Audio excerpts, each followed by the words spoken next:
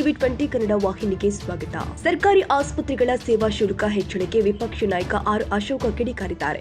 ಜಯನಗರದ ಸಂಜಯ್ ಗಾಂಧಿ ಆಸ್ಪತ್ರೆಗೆ ಭೇಟಿ ನೀಡಿ ಪರಿಶೀಲಿಸಿದ ಬಳಿಕ ಮಾತನಾಡಿದರು. ಕಾಂಗ್ರೆಸ್ ಸರ್ಕಾರ ಕಳೆದ 16 ತಿಂಗಳಲ್ಲಿ ಜನರ ತಲೆಗೆ ಚಪ್ಪಡಿ ಎಳೆಯುವ ಕೆಲಸ ಮಾಡಿದೆ. ಆರೋಗ್ಯ ಇಲಾಖೆಯಲ್ಲಿ ಹಣ ಕೊರತೆಯಿಂದಾಗಿ ಔಷಧಿ ಖರೀದಿ ಸಾಧ್ಯವಾಗ್ತಾ ಇಲ್ಲ. ಸರ್ಕಾರ ಶಿಕ್ಷಣ ಮತ್ತು ಆರೋಗ್ಯಕ್ಕೆ ಅನುದಾನ ಕಡಿತ ಮಾಡಿದೆ. ಸರ್ಕಾರಿ ಆಸ್ಪತ್ರೆಗಳಲ್ಲಿ ನಿರ್ವಹಣೆಗೂ ಹಣವಿಲ್ಲ. ಇದಕ್ಕಾಗಿ ಸೇವಾ ಶುಲ್ಕವನ್ನ ಏರಿಸಲಾಗಿದೆ.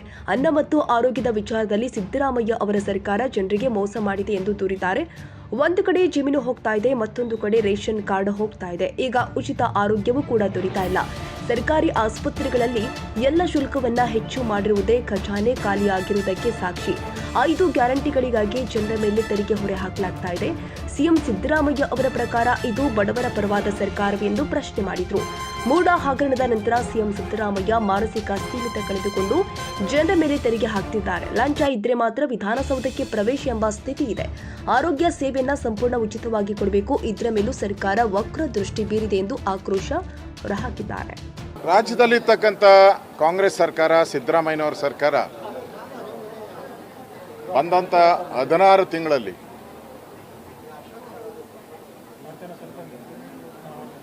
ಪ್ರತಿ ತಿಂಗಳು ಕೂಡ ಬಡವರ ತಲೆ ಮೇಲೆ ಚಪ್ಪಡಿ ಎಳೆಯುವಂಥ ಕೆಲಸವನ್ನು ಮಾಡ್ತಾ ಇದ್ದಾರೆ. ಈಗಾಗಲೇ ನಿತ್ಯ ಬಳಕೆಯ ವಸ್ತುಗಳು ಗಗನಕ್ಕೇರಿದೆ. ಎಲ್ಲ ಪೆಟ್ರೋಲು ಡೀಸೆಲ್ ರೈಸ್ ಆದ ತಕ್ಷಣ ದಿನನಿತ್ಯ ಉಪಯೋಗಿಸುವಂಥ ತರಕಾರಿ ಇರ್ಬೋದು, ಹಣ್ಣಿರ್ಬೋದು, ರೇಷನ್ ಇರ್ಬೋದು, ಇವೆಲ್ಲ ಜಾಸ್ತಿ ಆಗಿದೆ.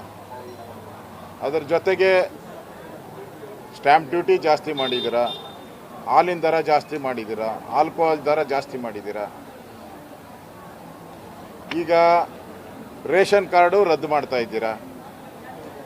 ಈಗ ಮತ್ತೊಂದು ಬರೇ ಆರೋಗ್ಯ ಇಲಾಖೆಯವರು ಇಲಾಖೆಯನ್ನು ನಡೆಸೋಕ್ಕೆ ದುಡ್ಡಿಲ್ದಿರ, ಇಲಾಖೆಯಲ್ಲಿ ಹಣದ ಕೊರತೆ ಇರೋದ್ರಿಂದ ಔಷಧಿಗಳು ತೆಗೆದುಕೊಳ್ಳಲಾಗದ ಸ್ಥಿತಿ ಇದೆ. ಔಷಧಿಗಳನ್ನು ತೆಗೆದುಕೊಳ್ಳೋಕ್ಕಾಗಲ್ಲ, ಆ ಸ್ಥಿತಿ ಇದೆ. ಔಷಧಿಗೋಸ್ಕರ BPL ಕಾರ್ಡ್ದಾರರೇನಿದ್ದಾರೆ, ಬಡವರೇನಿದ್ದಾರೆ, ಅವರು ಆಸ್ಪತ್ರೆಗಳಲ್ಲಿ ಅಲಿತಾ ಇದ್ದಾರೆ. ಅದಕ್ಕೆ ಸರ್ಕಾರ ದುಡ್ಡು ಹಣ ಬಿಡುಗಡೆ ಮಾಡಬೇಕಾಯಿತು. ಇದಕ್ಕೆಲ್ಲ ಸರ್ಕಾರ ಯಥೇಚ್ಛವಾಗಿ ಆರೋಗ್ಯಕ್ಕೆ, ಶಿಕ್ಷಣಕ್ಕೆ ಯಾವುದೇ ರೀತಿ ಕಡಿವಾಣ ಹಾಕಬಾರ್ದಾಯಿತು. ಆದರೆ ಸಿದ್ದರಾಮಯ್ಯನವ್ರ ಸರ್ಕಾರ ಮೊನ್ನೆ ಬಡ್ಜೆಟ್ ಮಂಡನೆ ಮಾಡಿದಾಗ ಆರೋಗ್ಯಕ್ಕೂ ಕಟ್ ಮಾಡಿದ್ದಾರೆ, ಎಜುಕೇಷನ್ಗೂ ಕಟ್ ಮಾಡಿದ್ದಾರೆ.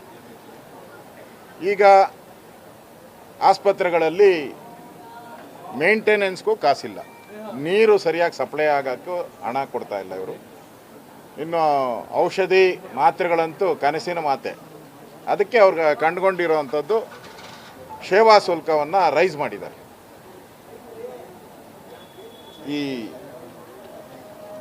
ಈಗ ಅನ್ನದ ಮೇಲೆ, ಆರೋಗ್ಯದ ಮೇಲೆ, ಅನ್ನ ಆರೋಗ್ಯ ಎರಡರ ಮೇಲೂ ಕೂಡ ಸಿದ್ದರಾಮಯ್ಯನವರ ಸರ್ಕಾರ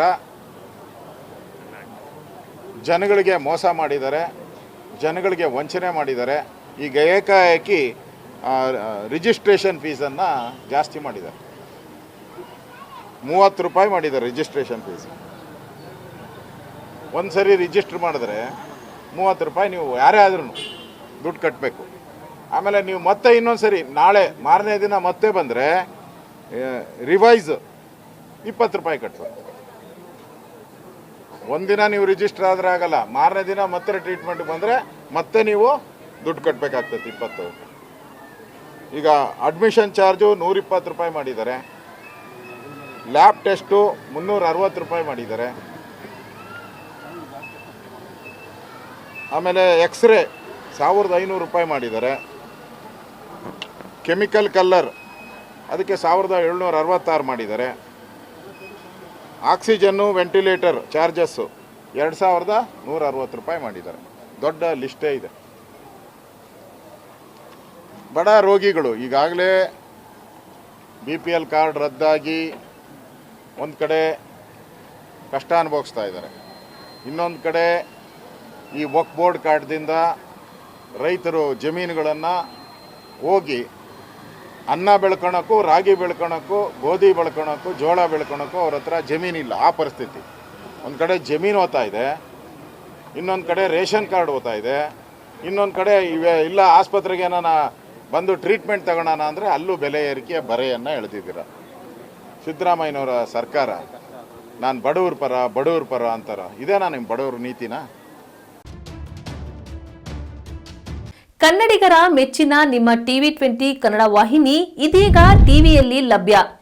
ಕರ್ನಾಟಕ ಮತ್ತು ದೇಶ ವಿದೇಶದ 360 ಡಿಗ್ರಿ ಸುದ್ದಿ ವಿವರವನ್ನ ಪಡೆಯುವುದಕ್ಕೆ TV20 ವಾಹಿನಿಯನ್ನು ಲೈಕ್ ಮಾಡಿ, ವಿಡಿಯೋಗಳನ್ನು ಶೇರ್ ಮಾಡಿ, ಕಮೆಂಟ್ ಮಾಡಿ, ಸಬ್ಸ್ಕ್ರೈಬ್ ಮಾಡಿ.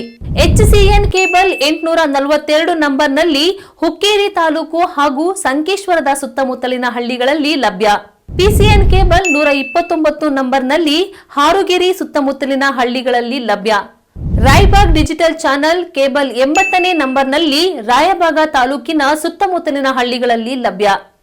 UDCN ಕೇಬಲ್ ನೆಟ್ವರ್ಕ್ ಉಗಾರ ಸುತ್ತಮುತ್ತಲಿನ ಹಳ್ಳಿಗಳಲ್ಲಿ ನಿಮ್ಮ TV20 ಕನ್ನಡ ವಾಹಿನಿಯೂ ಲಭ್ಯ.